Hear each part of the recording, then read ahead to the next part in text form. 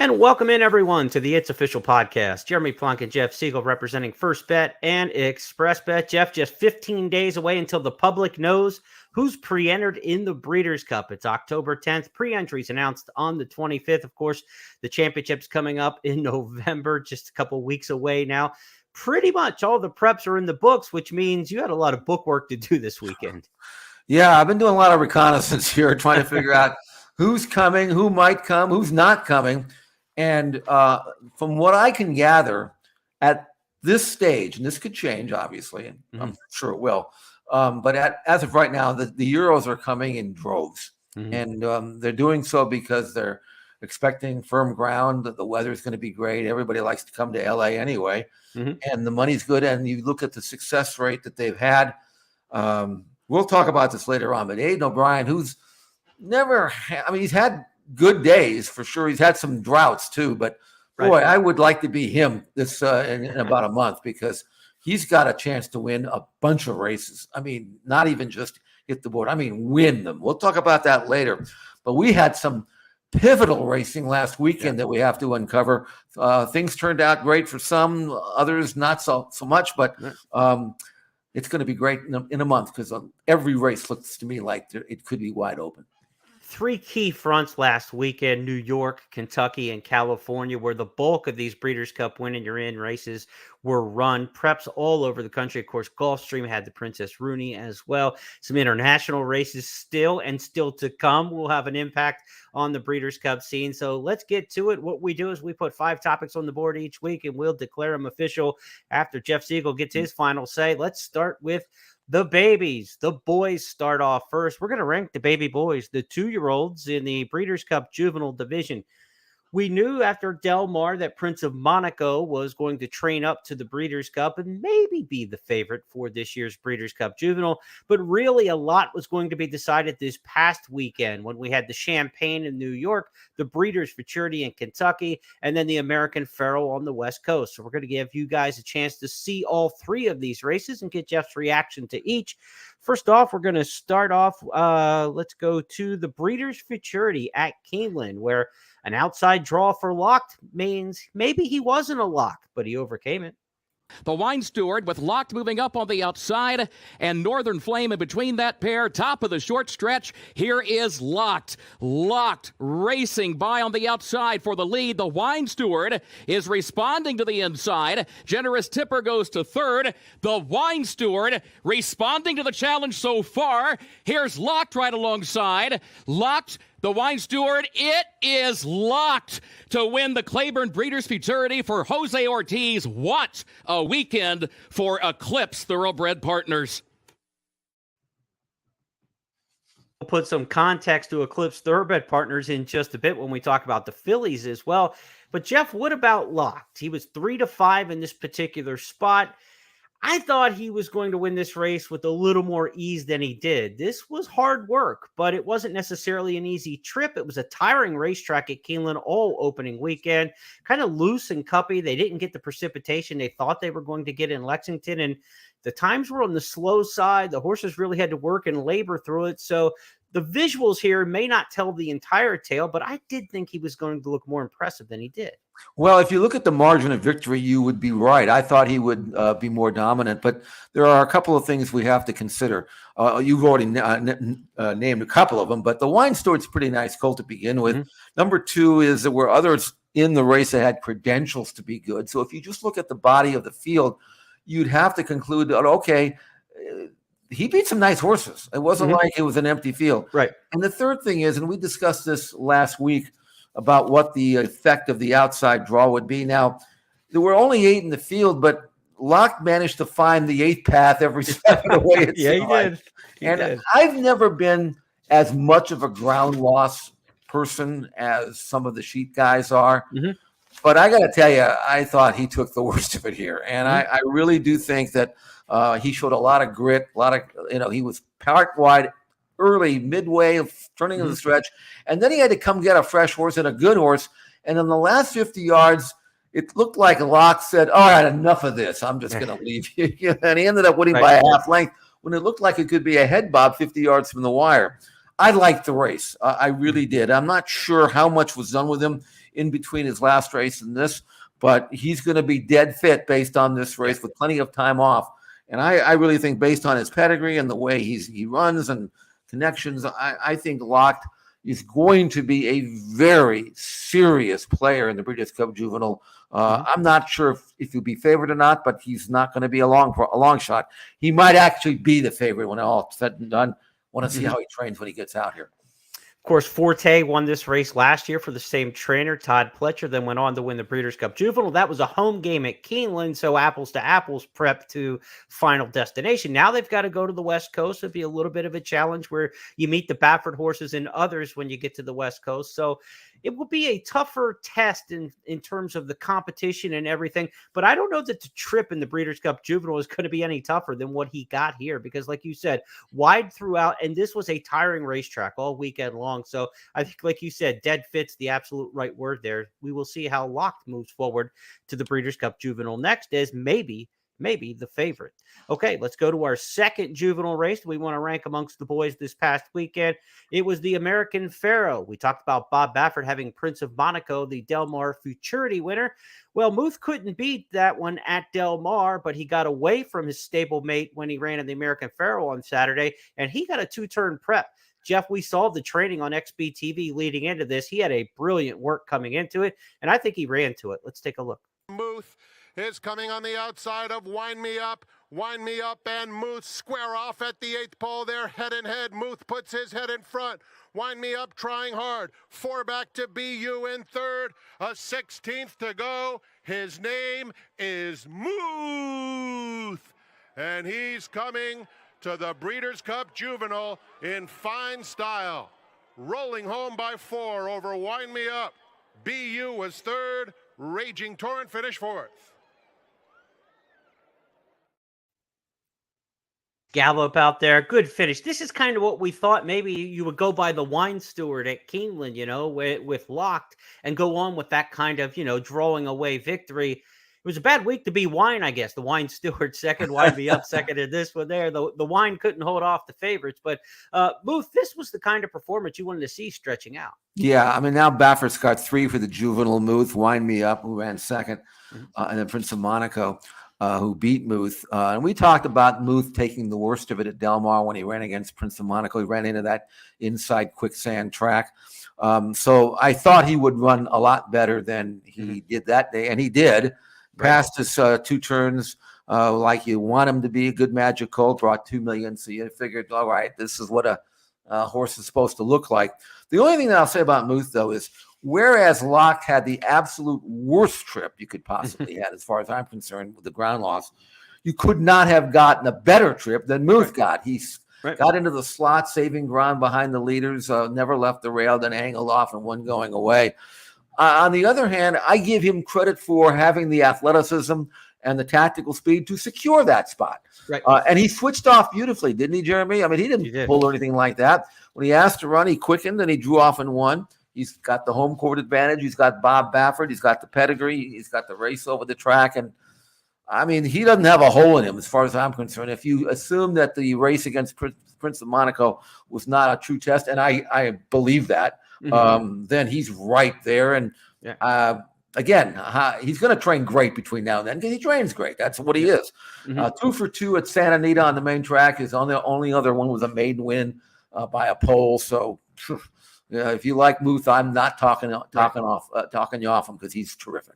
Well, we've seen 2 different preps, and they're completely different, right? One, you got a lot of education and a tougher race. The other one, you got a perfect trip, and it was easy. What would you rather have as a horseman leading up to a big race? Do you want that, iron makes iron, or do you want the easy race and then get into the big race where you're at full strength? Tell you what I'd want after they train when they come back. Because, like you say, Locked could have gotten a ton of experience and fitness off of his race, but it also he's going to need the time off now. And then between races, he's not. If this were 3 weeks back, I would be a little bit careful. Right. Whereas Muth didn't look like he had to do anything. And how much better or more could he have done if he had another horse to catch in the final furlong? I don't know. Right. Numbers wise, they're close. I I mean, the only thing that I would say about Muth is that he's here, so he's got an edge there. And two perfect 2-for-2 over at Santa Anita. Mhm. You'd probably have to give him a little bit of an edge, but I'm such a big lock fan that I'm not ready to concede that quite yet. The other, and it's not just another race, the other big 3-year-old race this past weekend was the Champagne. Now, Timberlake was entered in both the Champagne and the Breeders' Futurity at Keeneland. Brad Cox had a couple at Keeneland, so he had an option where he wanted to go. They decided to take Timberlake, who was probably his stronger of the 2-year-olds that he had entered over the weekend. He sent Timberlake, runner-up in the Hopeful, back to New York to run in Belmont at Aqueduct's edition of the Champagne Stakes. They might have outsmarted themselves because the weather was so lousy that they just got a terrible track in the Champagne. But Timberlake shrugged it off. Meant nothing to him. He ran a big one in the Champagne. Moving for the quarter pole with General Partner, challenged now by Timberlake on the outside. Fierceness is third, 3/4 in 1, 10 and 2. It is General Partner and Timberlake. Timberlake on the outside. General Partner continues to battle on as they hit the furlong marker, and it is Timberlake in front. General Partner back running in second. Dancing Groom moves to third. It is Timberlake who's going to win the Grade 1 Champagne, and he drew away at the end to win by 4. General Partner was second. Dancing Groom finished third. The mile in 1 minute, 35 and 4/5 seconds. We're not going to see conditions like that when we get to the Breeders' Cup, heaven forbid, but it does show that a 2-year-old can handle some adversity, and it was a big race by a horse who's kind of been inconsistent, right? Not much in the debut. He was fabulous at Ellis. Disappointing that he couldn't beat Nutella Fella in the Hopeful, and now he's back on the beam with this win in the Champagne.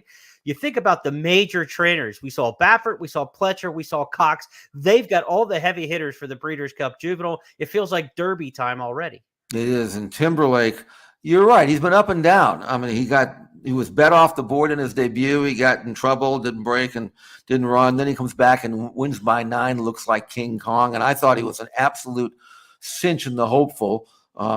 He earned an 87 buyer number in the Ellis Park race, comes back and earns a 69 in the Hopeful when he gets beat by a horse that he should never have gotten beaten by.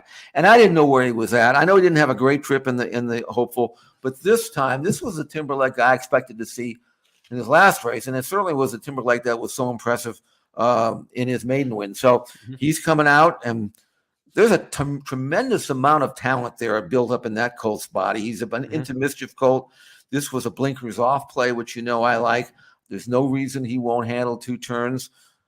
Another horse I'd like to see train when he gets here, if he gets here in time for us to see him train.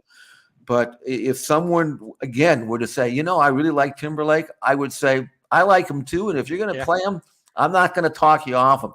These are 3 terrific 2-year-olds. I mean, I don't know whether, this is as good as it gets as far as I'm concerned. Well, now time will tell if that's correct. But right now, those 3, and that doesn't even count Prince of Monaco, who's kind of waiting in the wings. This has the makings of a truly outstanding Breeders' Cup Juvenile. And Jeremy, it doesn't always come up that way. No, and it doesn't always come up with a massive field either. And this has the feelings of one of those 8-9 horse Breeders' Cup Juveniles, because when the top 4, if they get there and we're not seeing any defections over the next couple of weeks, there's not going to be a lot of people who are just going to want to dive into that, right? There's a lot of money to be made for these 2 turning 3s to come. You say, well, you're not going to turn down $1 million race, but a trip across country, when you've got races like the Kentucky Jockey Club still to come, the Remsen still to come on the calendar, then you've got the whole big rich series at Oaklawn and Fairgrounds and Gulfstream, and Naira. You better think you've got a pretty good 2-year-old to come out for the Juvenile to take on that 4-pack.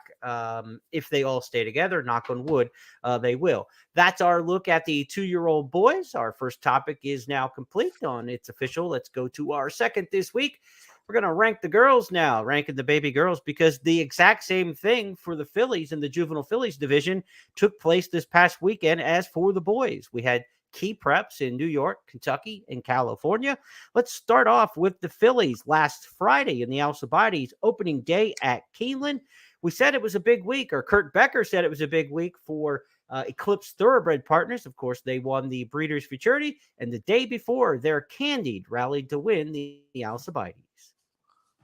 He's going to swing wide. Candide out in the center of the racetrack. Bright Work is right there, a lane off the rail, but Candide rolls on up from the outside of VV's Dream into the final furlong of the Darley Alcibiades. Candide with the lead from VV's Dream in second. Alice Beach is third. Candide, VV's Dream, 1-2, deep stretch. Candide, Luis Saez wins the Darley Alcibiades.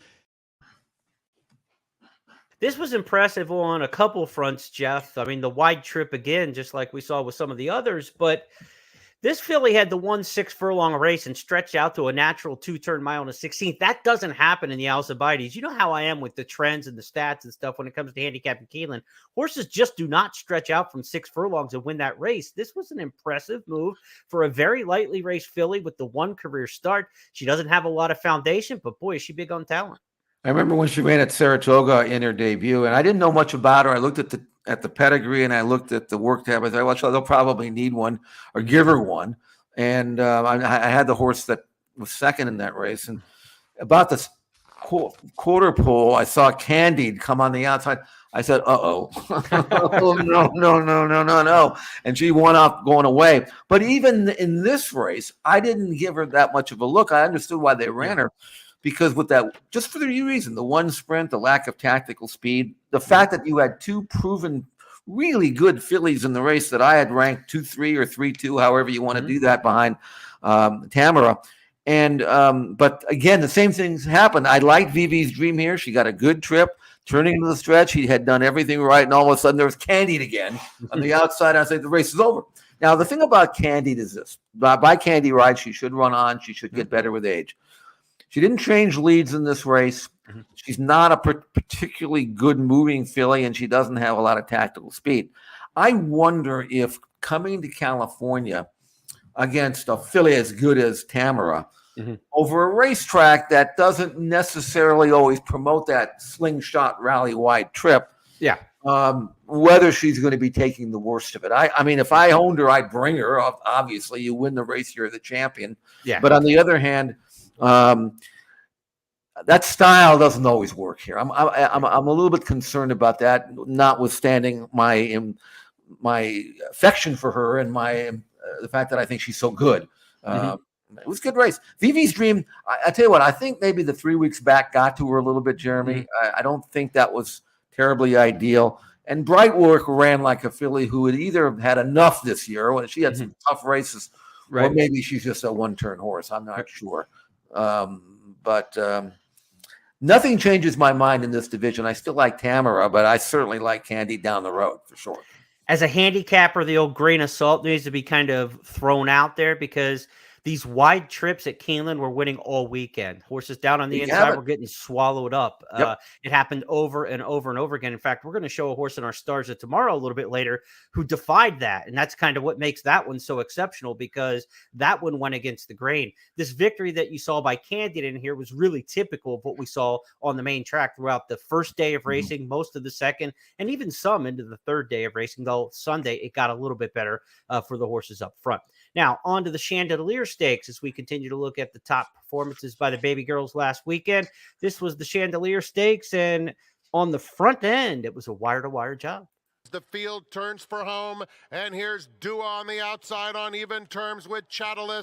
They come for home together. A good run from Pacific Rose in the center of the racetrack. Scalable making progress at the rail. There's an eighth of a mile to go, and Chandelier is digging in, fending off Dua thus far with a 16th to run, and in fact pulling away from her. And it's Chandelier to lead them all the way in the Chandelier under Antonio Fresu. Scalable came through to complete the exacta. Dua was third, followed by Pacific Rose, and Gate to Paradise finished fifth. Well, your thoughts? It's Tamara on the West Coast and everybody else to this point, right? She was so dominant in the Del Mar debutante. She's never gone around 2 turns. The Chandelier did give a 2-turn rehearsal for the fillies, for the juvenile fillies. Would you make a Chandelier? Well, it was a good win for her. I mean, she's a gun runner, so she figured to stretch out successfully, and she did. Inside draw, making the running, comfortable pace, 47-4, 11-4 for the 3/4. It was a recipe for a good performance by a filly who I thought was pretty good, but not great. And I don't think I've changed my mind on that. I mean, now she's a Grade 2 winner by Gun Runner. The rest of her life is set, through her racing career, and then what she'd be worth as a broodmare. I like Gate to Paradise in that race, and I was disappointing with her. She was in a good spot and just hit a wall, as sometimes 2-year-old fillies will do. They either don't want to route, they're not fit enough, or they just something goes wrong. You never know. The one conviction I did have, though, was that the favorite, Laurent, was a late running sprinter, and she ended up last in this race. So she is a late running sprinter. Right. And you get a lot of this. Even horses that are bred to run long, they're either don't want to run long or they're not ready to run long. Right. And for Chandelier to have the foundation that she had in the inside draw, it was, again, a recipe for success. Do I think she figures to be a major factor in the Breeders' Cup Juvenile Fillies? Probably not, other than as a pace presser. So she'll ensure a decent pace. But right now, I'm not looking at her as any kind of serious threat to Tamara if Tamara shows up with her best race. One additional note about the Chandelier there, Scalable, who was just, nondescript 5th in the career debut at Saratoga for Todd Pletcher, comes west, runs a good rallying second, galloped out well. I don't know if that horse will make the Juvenile Fillies field if it's overflowed being a maiden. I guess they could probably, look at the grade 2 placing and depends who else is in the race. But that was an interesting race from a barometer like East versus East, West versus West. Sure. Maybe, outside of Tamara, maybe there's not that much in California. If the Saratoga 5th place maiden finisher comes here and runs second in the Chandelier, it could be Tamara and everybody else on the West Coast. And that would make you think the Midwest and Eastern horses could be the competition for. Yeah, I mean, you're right. I never said that Tamara was beating any champions, but she was doing it the right way. Right. And then the filly from the Frette, just FYI. I mean, how good is she? Who knows? But she could be a very dangerous horse as well, being by Justify, who seems to have gotten about 15 stakes winners in the last 3 weeks or so. Seems like it, yeah. So, I mean, there's a filly who won a grade 1 win. Now, granted, it was on off track, but who knows how good she is? Well, let's take a look. Let's go to the call for the Frette Stakes in the slop last weekend at Aqueduct. Comes Just FYI up to challenge for the lead. Irish Maxima is in between horses now as Life Talk rallies down at the rail. Emery is in 4th. Here's Just FYI. Here's Life Talk. They're 1-2 now. Followed by Emery, Irish Maxima, Central Avenue putting in a late run. But Just FYI kicks clear now. Just FYI on to victory here in the 76th running of the Grade 1 Frette. Just FYI and Junior Alvarado. Central Avenue got up for second. Life Talk was third. Often we see a Bill Mott first-time starter come out and win at Saratoga and then come right back and win in Graded Stakes Company. He's usually very calm and patient with his horses, and they develop with distance and time.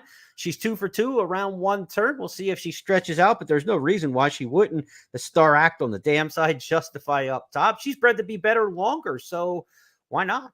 Why not is right. We liked, or at least I liked, Life Talk, and it seemed like she got a good trip. Of course, you always have to factor in the wet track, but Just FYI won her debut sprinting on dry land on a fast track. You've got that classic two 1-turn races and a stretch out. You've got a filly who stepped forward considerably, which is what I love to see with 2-year-olds. I don't want to see him run great and go backwards. I want to see him build, Yeah. And after a maiden win, first time out, she took that step forward. Who's to say, and I don't know, how much she's going to leap forward in her next start. She's that mystery filly that I'm afraid of, and I want to watch her train, and I don't know if she's one of these fillies that just is kind of laid back or not, but she did everything right in this race. That is an exceptionally good prospect, and again, being by Justify, who knows? Just FYI, a Grade 1 winner in her second career start. I get the feeling, and my opinion is she was the best of the 3 winners we saw last weekend. I like her more than I like Candid, and I like her more than I like Chattelis. So let's see. Maybe she's the one to warm up Tamara. In the it could happen. We'll find out. It could happen. That division, like the Colts, is exciting this year. I mean, sometimes we get a group of fillies that you're not that someone's going to win, but it's a good gamble maybe. But no one expects championship down the road. But these fillies have that potential, as the Colts do too. And of all the Breeders' Cup divisions, a lot of these horses' form is baked in. The 2-year-olds, there's a chance for a big leap between the 4 weeks from what we saw now until they get to the Breeders' Cup. These are the ones you really want to watch the workouts for. Like some horse who's just training exceptionally or much better now than they were 4 or 5 weeks ago in their workouts. Comparing against each other is such an important thing. So the horse who used to work in 51 is now working in 48. That's something you want to watch with these 2-year-olds that are peaking towards the Breeders' Cup coming up in a few weeks. All right, Jeff, let's put the babies to bed if we can here and go to the older horses in the Breeders' Cup division that we're going to recap for the past weekend. We've got some good and we've got some not so good amongst the different divisions. So we're going to start off with the good. In fact, this is more than good. This is the best race of the weekend. It looked like it on paper, and sometimes the best race on paper actually lives up to it on the track. How about the Coolmore Turf Mile? We thought there were 2 stars involved, and they introduced themselves at the wire. The Seas has come up the rail, up to 5th. Now seeking to change lanes, still 4 lengths from the front. Annapolis, Master of the Seas, is bearing down from behind. Up to the mark is running late behind Master of the Seas. Set piece down the center of the course. Master of the Seas alongside Annapolis. And up to the mark is coming on. Master of the Seas, up to the mark is there. Master of the Seas, head-bobbing photo. Either Master of the Seas or up to the mark, one of those two in the Coolmore Turf Mile, 134.18. By the scantest of noses, the outside horse up to the mark, off since June. Last time we saw this horse was on Belmont Day in the Manhattan, Jeff. And I remember when he was off the workout tab for about 3 months or 2 or 3 months. And I'm saying to myself, where in the world is up to the mark? He must be out. He must be gone. And then I see something in the press. I think Dave Grenig wrote it saying that, Pletcher thinks he can get a couple works into up to the mark and get him back in time for the Breeders' Cup. But I'm saying to myself, no way in the world. Then he shows up here and takes on Master of the Seas, who has 2 lengths on him at the 16th pole and runs him down. This was a tremendous performance. Can you imagine how well he would have run up to the mark if they weren't giving him a race? And he still won. Right. Give him a race, get him fit. We'll have him ready for the Breeders' Cup, and he still wins. I didn't have any major bet in the race, but I thought Master of the Seas, based on his current form, would win. Mm-hmm. And essentially he did. He just got beat by some freak here. Yeah. Master of the Seas ran as well as I thought he would have needed to do to win. And up to the mark, that was a jaw dropper to me. Mm-hmm. Some of the other races you kind of expect, and the horse wins, and that's what I thought. I didn't think he was cranked up. I wasn't sure he could beat this the Master of the Seas anyway. Mm-hmm. And he did. And he did it like, if you couldn't beat me today, how the things you going to beat me in a month? So now he is the best turf horse in America. Right. I don't think we have to worry too much about that. Nope. But the question now is, what do you do with him? He could run in the mile. He could run in the mile and a half, even though he's never run that far. Mm-hmm. So you're Todd Pletcher. What do you do? Me? You're asking me? I'm asking you. I'm in the mile. There's a long way to go to a mile and a half. And he just beat a horse who probably would have, if he would have just went from the Woodbine Mile to the Breeders' Cup Mile, would have been favored probably in the Breeders' Cup Mile. Unless there's some big heavy from Europe coming in for the mile, Master of the Seas would have been the favorite for the mile off his win at Woodbine. And he just beat him on the square. So I would run him in the mile. The mile and a half is just a different ball game. I know he won the mile and a quarter race, the Manhattan. Prior to that, he won the mile and an eighth at Churchill in the Turf Classic, which often plays much closer to what we see in the mile than the Breeders' Cup Turf. So I would say Breeders' Cup Mile, but the turf is worth a lot more money and it's a lot more prestigious. And typically a smaller field. I guess we need to look at that too, right? The average size field in a Breeders' Cup Turf is 9 or 10 a lot of years, whereas in the mile, it's always 14 and 20 more trying to get in. So maybe it'd be easier to win the turf. I still think he's better at a mile, though. Okay, I set you up. Because on Sunday in the CNBC Breeders' Cup telecast, they interviewed Mike Rapoli. And that question was brought to him. Mhm. And I'm thinking exactly how you're thinking. Mhm. Okay. And they asked him what race is going to be. And there was no hesitation. There was no thinking one or the other. Rapoli said flat out, no, he is running in the 1.5 mile race. Yeah. That's where he's running. And one of the reasons he brought up was the extra money, which Yeah. I thought was kind of funny. Like he needs it. Like, what's the difference? Yeah. I mean, I would run him in the race. I thought he had the best chance to win. Not who cares about the money. I mean, I would care about the money. You'd care about the money. Yeah. He's not going to care about. He shouldn't care about the money. But he's going 1.5 miles. He thinks he'll run that far. I don't know that was the owner. It wasn't Pletcher's, but I think Pletcher will do what he wants. There's a chance that the 1.5 miles will be easier, if for no other reason than there's less. There's going to be less traffic. Mhm. There's more time to overcome a mistake. Probably, Right. You don't have to worry about the post in a race like that. Yeah.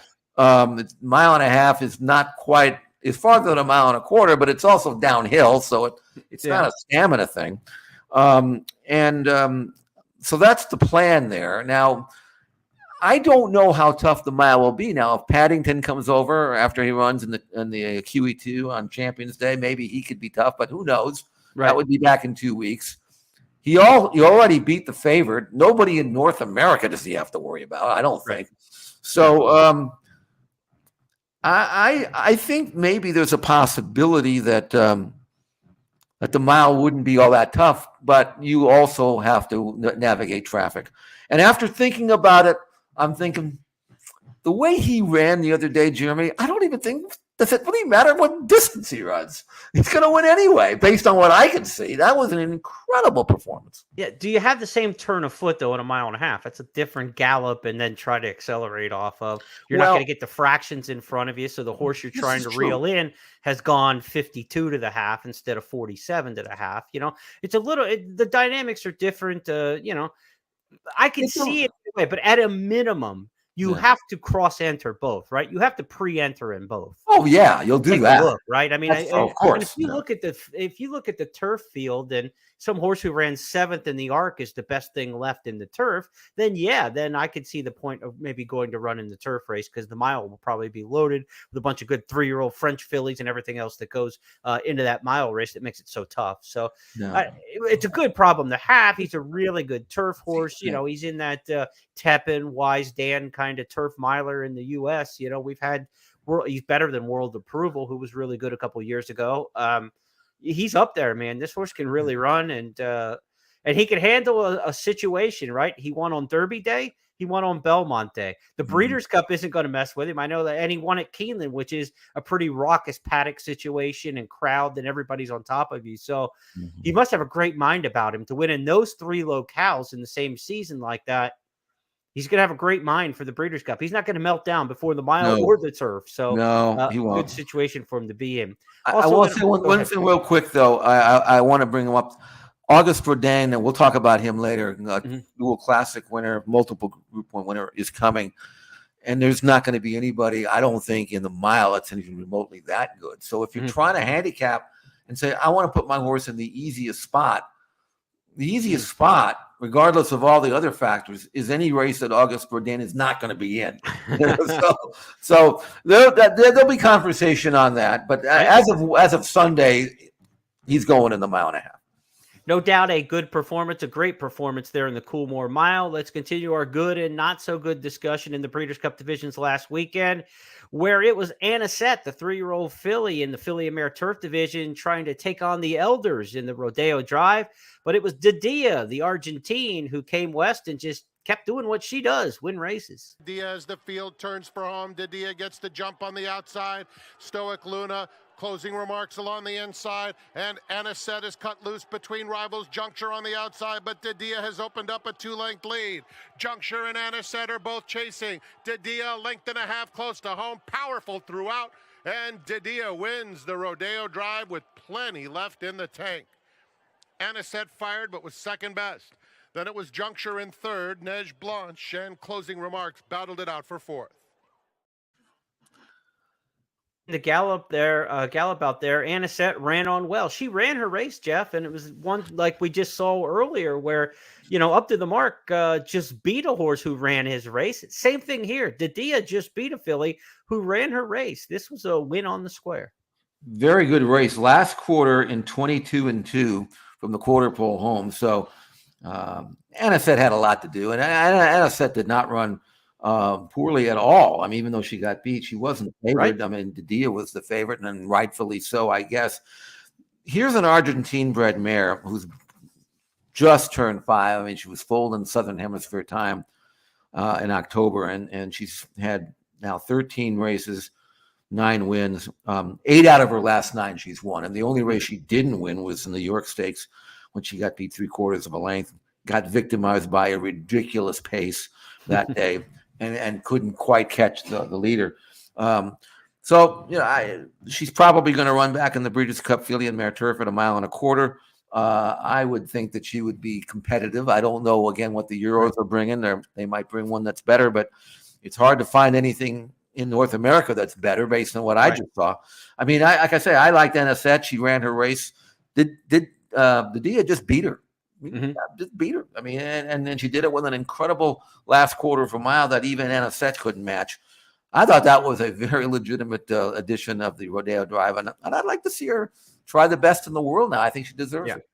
And when you think of the Filly and Mare Turf division throughout the year in America, it's just completely fallen apart. The Beverly D isn't what the Beverly D used to be. The Flower Bowl is not what the Flower Bowl used to be. It's been moved. It's been marginalized.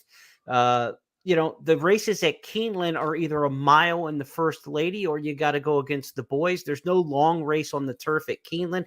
So where are you going to find a really good American Filly and Mare Turf division horse anymore? It's a different ball game than it was 6, 8, 10 years ago when the Flower Bowl and the Beverly D were both like, 2 hammerhead races, and they're just not anymore. And say Keeneland doesn't have a spot there for the Filly and Mare Turf preview, really. Again, the First Lady, just the mile, produces more horses for the Breeders' Cup Mile than it does the Filly and Mare Turf. So you have to think the Europeans have had a strong hand in that race over the last decade or so, and you have to think they're going to again. But Dadia from Argentina, if you're worried about that Argentine pedigree not being nominated in the Breeders' Cup, is Breeders' Cup eligible, and that was a win and you're in. So we will see Dadia in the Breeders' Cup, not like the old days when a horse with that Southern Hemisphere breeding a lot of times weren't nominated to the Breeders' Cup. We see a lot more of those now. Than there used to be. I'll tell you who's not as good as they used to be is in Italian. I don't know how she managed to get beat again. And I know they were talking about her, maybe coming. I don't know if she's 1.25 mile horse. She's not quite what it used to be. The far and away the best older turf mare is Warlike Goddess, and she's not running it in the filly race. She's running against the boys. So, but I mean, you'd have to like her in a race like this. But they being Bill Mott, that she's a much better 1.5 mile horse than 1.25 miles, and I probably would agree with that. But take Warlike Goddess out of that occasion, and you're right. Dadia should be and can be classified now, other than Warlike Goddess, as being the best in her division. And I wouldn't throw her out on Breeders' Cup Day. And right below that, Fev Rover, who won the E.P. Taylor over the weekend. That's a race at Woodbine that got a little – they moved that on the calendar. E.P. Taylor used to be like right up against the Breeders' Cup, Well, you know what they used to do that, Jeremy? Because they used to – that was a race for all those European fillies and mares that weren't eligible to the Breeders' Cup. They wanted to bring them over here. Now everybody's eligible, so pretty much. So they don't need that. Now they got to use it as a prep. And Fev Rover was good. Wasn't she? I mean, and she ran well in the Beverly D as well. So, she's kind of holding the fort up, at least for the races that are left in North America for this Filly Mare Turf division. Now, one filly mare now, I guess, that's still a filly, right? She's 4 now? She's 4. She's 5. Yeah, so she's still a filly. She's going the wrong direction. And we talk about our good and not so good performances. She was favored just barely to upend Idiomatic and turn the tables on the Personal Ensign result when they rematched Sunday in the Spinster Stakes.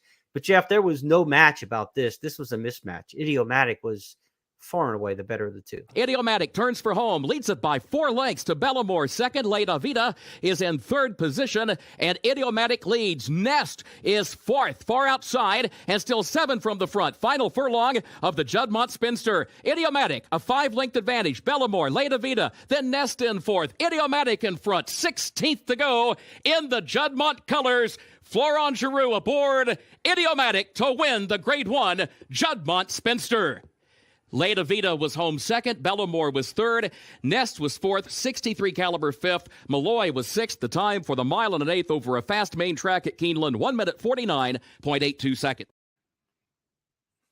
She has had almost a historic campaign when you talk about the second half of this year. You win the Delaware Handicap, the Personal Ensign, and the Spinster. Those are 3 time-honored tradition races on the calendar, and she wasn't even a thought in this division back in April when we were talking about, it's Secret Oath against Clairiere and the big showdown and Nest. Wait till Nest comes back. Nobody, and I mean nobody was talking Idiomatic then, but they are now.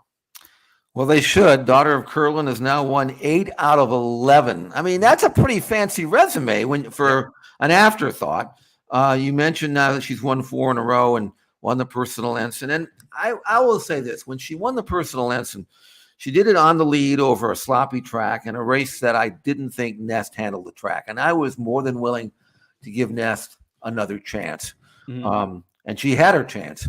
And I mean, Nest is going to go down as a terrific filly, and in the history books and all that, and probably make a great broodmare. But Nest is telling us she doesn't want to do this anymore. And if it were mine, I would not send her to the Breeders' Cup. There's no reason to. I mean, she's not there unless there's an excuse that I don't know about. I mean, Nest to come out here to California and run against the group that she's going to have to run against based on her recent form, I wouldn't do it. Now, in that same CNBC interview that Mike Rapoli had on Sunday, they asked him about, it was a good answer. Are you going to go on with this filly? She was clearly below her best form. She got beat, 10, 12 lengths? Mm-hmm. And Rapoli says, he didn't even want to hear about that. He said, no, she's going and she'll be favored. Well, I don't know if she's going and I don't know if she's winning, but I can tell you she ain't going to be no favorite. that I can tell you for sure. The guy likes to hear himself lately. Apparently, I don't know. Apparently, he's circulating around stuff in Thoroughbred Daily News and on Twitter and stuff that he's going to gather up all the owners and all the trainers, and they're going to run horse racing for themselves now. And, they're the ones to run it. And when I think about it, and I'll probably get my ass in trouble for saying this, but when I think about it, haven't the owners, the breeders, and the trainers run horse racing for the last 100 years? Like, what is the nouveau idea involved there that somehow they're going to take back the sport that they've screwed up on their own? Well, Jesus. I guess you want. Well, I'm not going to say it. I don't want to get in trouble. Get out of this. Stay out of it. I'm just going to say that. Let me take. I'll tell you one thing. I will say this. I will say this in his defense. He listed some of the things he wanted to do, and there were some things that I would have liked to do too. I don't know whether you can get away with doing them or how you can implement them, but he's got some good ideas. But I'll say this. Yeah. If you are a brilliant communicator and businessman and strategist, don't you get with the existing parties and convince them to do things? Isn't that what working together is about? Not creating your own organization and trying to uproot the one that you can't fix. Right. Great communicators and great people fix the problems that exist, not just create their own organization and toss the old one out. I'm going to leave it at that. Okay, well, I'm not going to get in trouble. I'm not going to say anything other than the fact that I'll say one thing. Nest will not be favored if she runs. that we can all agree. Let's go to our fourth topic this week on It's Official. We are talking the latest from Europe, which Jeff has hinted throughout the course of this podcast about some of the Europeans who may be coming over, who may not. Let's take a look at some headline horses, Jeff, in the various divisions that you wanted to kind of run through. You talked about Augusta Rodin, who in the Breeders' Cup turf would be one of the stronger imports to come over here and run in that race. Go through this list of horses. Give us a little sense of where you think they might be and who we're looking at. Well, Augusta Rodin, a two-time Classic winner, Epsom Derby winner, Irish Derby winner, Juddmonte International. I mean, he's coming, and he is one of many that Aidan O'Brien is going to bring over. And like I said earlier, his credentials will be impeccable if he arrives and runs as well as he's capable of running in the mile and a half. Warm Heart is a high-class mare, filly and mare turf. She might be better at a mile and a half than she is at a mile and a quarter for Aidan. He could split them up, though, and run her against the fillies and mares. I think that's the intention. Paddington, of course, is going to run in the QE2 on Champions Day. I thought that would pretty much eliminate any possibility that he would come over for the mile, which he would be probably the favored, the Guineas winner in England. But he's running 2 weeks before that. And yet I've read some columns over there that says, don't think he won't do them both. Will do them both if Paddington wins and comes out of the race in good shape. Then he's got two incredibly gifted Justified 2-year-olds, City of Troy and Opera Singer. They will be favored. I don't care who's in those races, in the juvenile turf and juvenile filly and mare turf. Big Evs is a rocket ship in the juvenile turf sprint. He is a complete blast off, faster than you can believe sprinter. Won at Doncaster, a stakes bite. He just completely crushed the field. Live in the Dream and Highfield Princess know each other well. Live in the Dream actually beat Highfield Princess sprinting over there. Highfield Princess won the Prix de la Abbaye. Live in the Dream, who is a very, very fast horse, as you know, Jeremy, will run better at 5 than 5.5. He's going to be there. But the one of all those horses that are in this group, Jeremy, and I hope they all show up, and they all would have legitimate chances to win if you talk about how well Aidan O'Brien expects to do. City of Troy, to me, has that superstar look. And a colt of this quality, who's going to run, by the way, in the Dewhurst on Saturday and use that as a prep race, supposedly, for the Breeders' Cup Juvenile Turf. This colt might be the best 2-year-old we've ever seen in the Breeders' Cup from Europe if he performs up to what he's supposed to be able to do. And it's City of Troy by a couple of lengths to Great Truth in second, Hartem in third. City of Troy is opening up now, rising up towards the line. City of Troy by 5-6 lengths. City of Troy, worthy of all the superlatives. He comes clear. He could be a future champ. City of Troy by 7, maybe 8. Top of ground running, the way he gets over the turf like that would just be fantastic out at Santa Anita. In a division that the Europeans have been so strong in, the juvenile turf, the juvenile fillies turf, the Americans have had some success over the years, but the juvenile turf is almost just a rubber stamp for the Euros. And man, City of Troy would be the best one to come over here. Modern Games probably holds that title right now as the best one, it turned out, who's come over here to run in the juvenile turf. But City of Troy, he's got superstar written over, and we get to see him one more time in the Dewhurst. You ask Europeans who know both colts, Modern Games as a 2-year-old and City of Troy. They ask him, is City of Troy as good as Modern Games? And you know what they would do? They go, Modern who? And by the way, if that was the Superlative Stakes last summer, and he hasn't run since. I mentioned he's going to run. It's worth getting up early in the morning to watch it if you like Saturday morning when he runs. In the Dewhurst, which was and is a very prestigious race. But if you watch him run, I don't know if I've seen a 2-year-old with a stride that long. He just floats, but he covers so much ground. He's 2 to their 1, and he's not even trying. And again, being my Triple Crown winner and Justify, who's had so much success, man, that would be worth the price of admission just on a Friday to come out and watch him, if nothing else. We've said Justify about 7 times in this show. He's had a pretty good couple of weeks, as you mentioned. It seems like he's winning everywhere on the planet. We've got an Uncle Mo colt to talk about, though, in our Stars of Tomorrow, our final segment here on the show each and every week. A horse named Royal Slipper ran opening day at Keeneland. We talked about how speed did not hold, the inside did not hold at all on opening day, except Royal Slipper just ran a hole through everybody in an impressive debut win for Wesley Ward. Slipper opens up here on a 4-length advantage, coming into the final furlong now by 5. Back to Loveland in second. Chilled is in third. Tanya Showers is in fourth. Charlotte's Approval to fifth. Final furlong for Royal Slipper. John Velasquez aboard, 16th to go. A 6-length lead back to Loveland. It is Royal Slipper. Royal Slipper, much the best here with Loveland Home second. Tanya Showers across the wire in third position. 5 wins on opening weekend for John Velasquez. Get off to a hot start at Keeneland if you're handicapping there. Jeff, what do you make of Royal Slipper? Oh, this is a terrific filly. In fact, this is the one filly I've actually seen that I could project as being, as good as Tamara, maybe down the road. By Uncle Mo, full sister to just a marvelous filly that Bob Baffert had out here a few years back named Bast, B-A-S-T. And she did it with inside speed, which you were saying wasn't necessarily the way to go at Keeneland. She won by almost 5 lengths. She ran very fast, much faster than the other races that day. She did it easily. She looked like a filly who could have gone around again, as they say.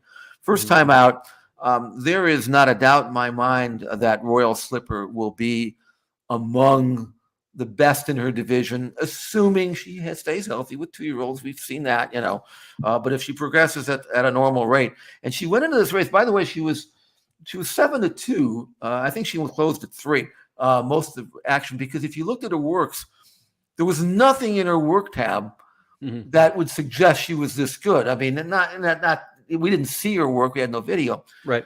4 steps out of the gate, you say, okay, race over. Yeah. She can run. And she made the lead just like this.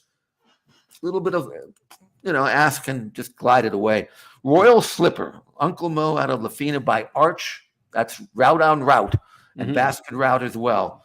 I got to tell you that. I mean, I just wish that she could have run a month ago. Maybe we would see her in the Breeders' Cup. But if not, time will tell. Maybe Golden Rod, something like that. At Churchill in November would be good. To Gulfstream in the winter with Wesley's group. Maybe we'll see her over the course of the winter down there in Florida. Our 5 topics on the board are now official because Jeff Siegel said so. That's the way it works. We ranked the baby boys from the Breeders' Cup Juvenile Preps last weekend.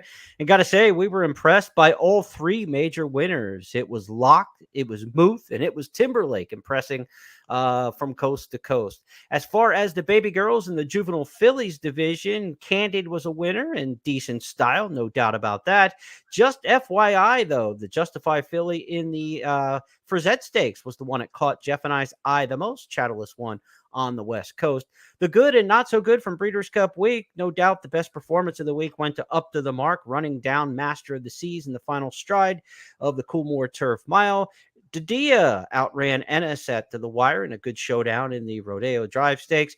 And what's happened to Nest? Well, I guess she's still going to the distaff as the favorite, according to her owner, but not after what we saw in the Spinster Stakes, where it was for the second time in a row. There was no catching the front-running winner in that one, Idiomatic.